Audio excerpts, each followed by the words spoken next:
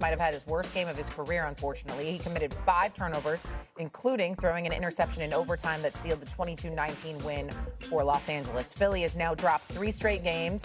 Post-game, Jalen Hurts and A.J. Brown spoke on their disappointing performance. And at the end of the day, it's all about how you respond to it. So it definitely stings. Definitely stings. But, how do you respond? And that's the only way I know how to look at it. And again, you're gonna see what type of resolve does this team have? What type of resolve do we have within? What's in us to respond the way we want to? So we just got to dig. Can't just point a finger. I think all of us has a hand in that pie. We trying to get better. Obviously, he's a quarterback. He's gonna get a lot of stuff for it. But putting this thing together.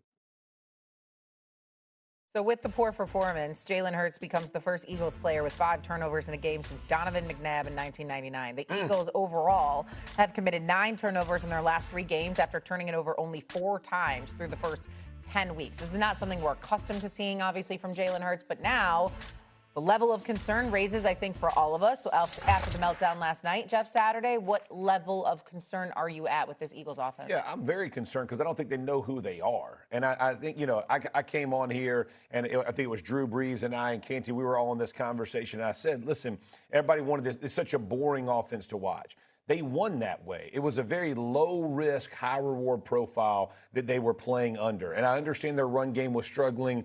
Their offensive line isn't the same. They're not as dominant. I get all of those things.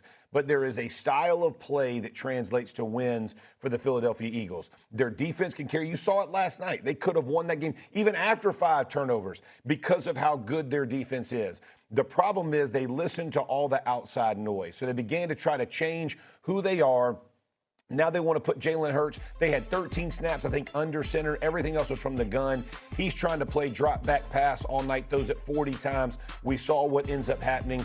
Again, now this is not all on Jalen Hurts. He did not play well. Obviously, I'm not trying to absolve him. But you can't have your best receiver that has been and wanted all the attention have a alligator arms for a tip pick, a drop pass on the first play of the game, and a touchdown in the end zone.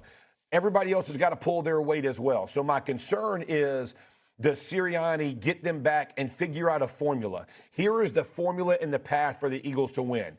Good defense, run game, limit turnovers to no turnovers. Let's make it ugly, and let's have a shot at the end.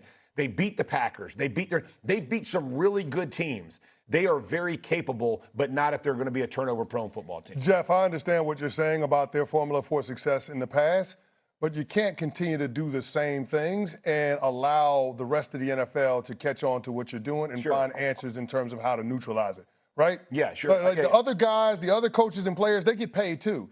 And that's the thing that's so surprising about the Philadelphia Eagles offense. It has an air of predictability to it. For sure. Not that it's boring, it's just predictable.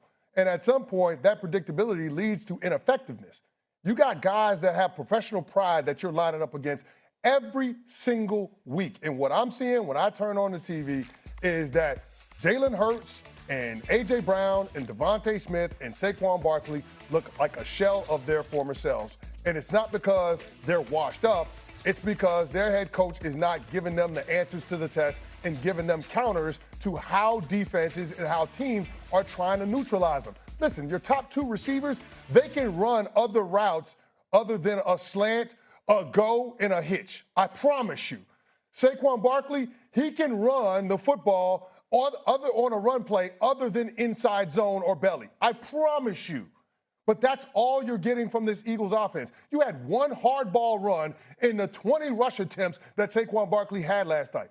That's ridiculous. Yeah. You didn't have any linebacker trap, no powers, you had 1 counter, no leads. It's ridiculous.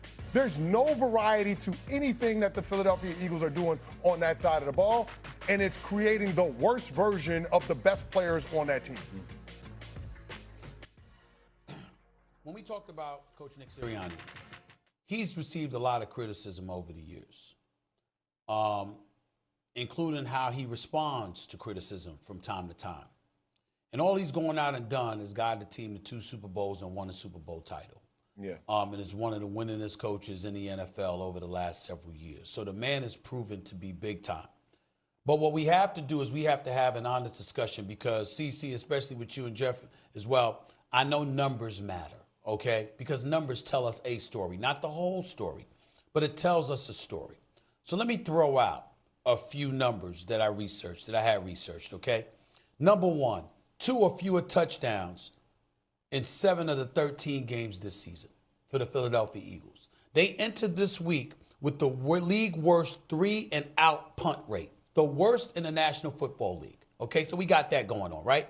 You're looking at Sirianni. This is the worst offense he's had since he's arrived in yards per game, points per game, efficiency per drive. I mean, we see all of that, right? Then let's get to A.J. Brown. Here's the thing that should be alarming. Do y'all know that since week 12, there is no receiver in the National Football League that's been more productive over the last 3 weeks than A.J. Brown? Nobody. Think about this. 342 receiving yards, leads the NFL. This is since week 12.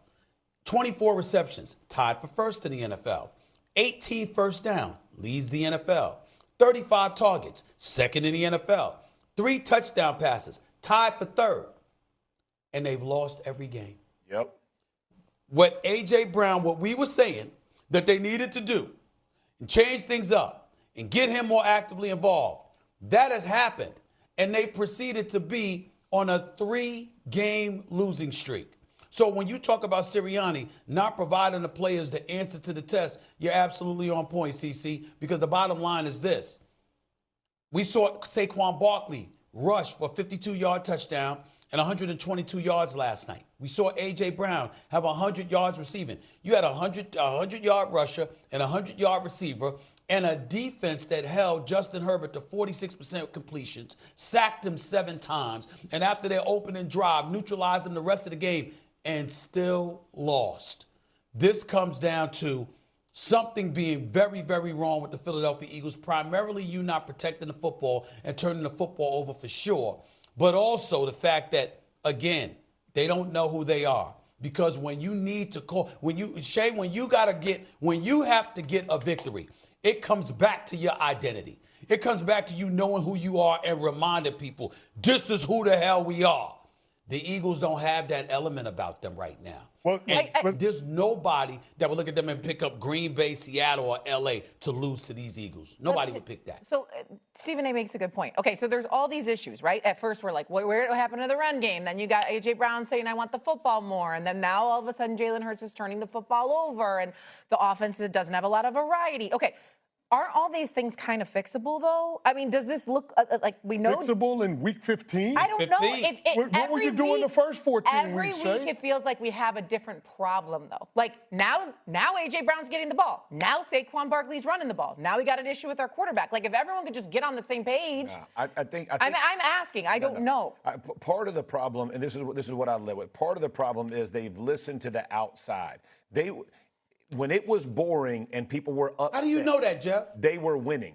Because look, watch how they morphed. So the year they won the Super Bowl, look at their first 4, I think it was their first 4 or 5 games. They turned the ball over. They were like, nah, we're not going to do it this way. We're going to run that rock. We're going to do it this way. They protect the ball. They end up going to win the Super Bowl. This year, they start out hot. They're protecting the ball. They're making, what do you have, 2 or 3 turnovers in the first 11 games or something like that? Yep. And now they've had 9 in the last 3 games. And you said it. Everybody's numbers are up, Stephen A. It ain't about numbers. That's the difference. They were a low-risk, high-reward team. Now, they did not have the same explosive games out of Saquon Barkley.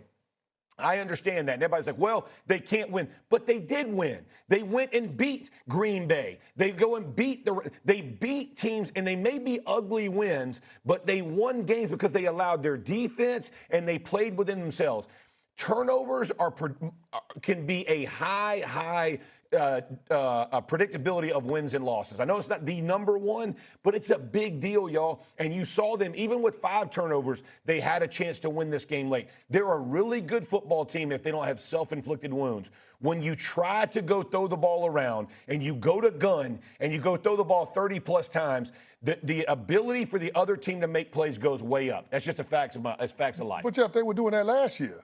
They were doing a ton of gun. All of the all of the productivity in the run game was gun run. For sure. They were doing all of that last year. Yeah. But I'm saying their run game wasn't, but they weren't trying to throw the ball 30-plus times a week, and what they did. The run game isn't going to be the same because their offensive line. Lane Johnson's gone. They're 15 and 27. But Jeff, you're making my point for me. But you don't go to throwing. No, I'm not saying that. I'm not saying that the answer is, because your run game isn't what it is, you throw the ball. Right. What I'm saying is your head coach has got to give you answers to mitigate the impact of having those guys out of the lineup. Yeah. And I'm not trying to dismiss the importance of having a healthy Lane Johnson or Landon Dickerson or Cam Jurgens not being banged up, because those guys are important, and the offensive line is foundational to any NFL team's success.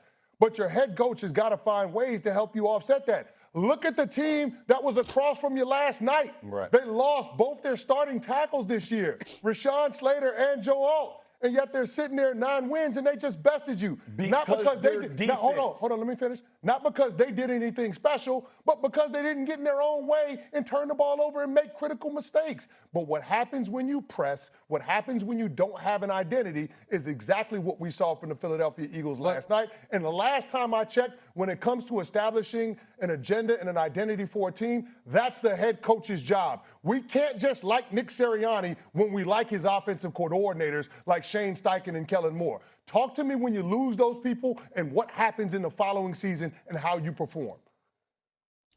I'm wondering, when you bring that up, CC, before we get on out of here, is it what you're talking about, or is it something in reverse where because you're the Super Bowl champion, you've gotten a little bit lackadaisical because your mentality is that we can turn it on when necessary? That wasn't evidence last night. It hasn't been evidence over the last 3 games. But the only reason I bring this up is because last night when I was at the game for Monday Night Countdown, I ran into a couple of people that used to work in the NBA, and they were at the game. And we were, guess what we were talking about on the field, fellas? We were talking about the 2001-2002 Los Angeles Lakers team. They had won 58 games that day, but it wasn't 67, 68 or anything like that. There were times where during the season they just took nights off and they weren't worried about it. And then they had a conference final series against Sacramento, and I remember being in attendance for that game. And the late Kobe Bryant, God rest his soul, and Shaquille O'Neal, the national anthem was being played, and they were just standing there and looking at C-Webb and looking at Vlade and looking at Mike Bibby and all them. And Kobe and Shaq just had this attitude, we about to bust y'all ass. They just looked at them. Now, they won the game in overtime. It wasn't no blowout or anything like that.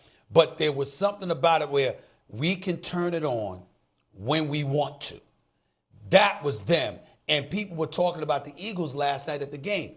Like, they're the champions, and sometimes we look at them and we walk around, we get the impression they believe like they can just turn it on when they want to. And you can't this year. And you just can't do it.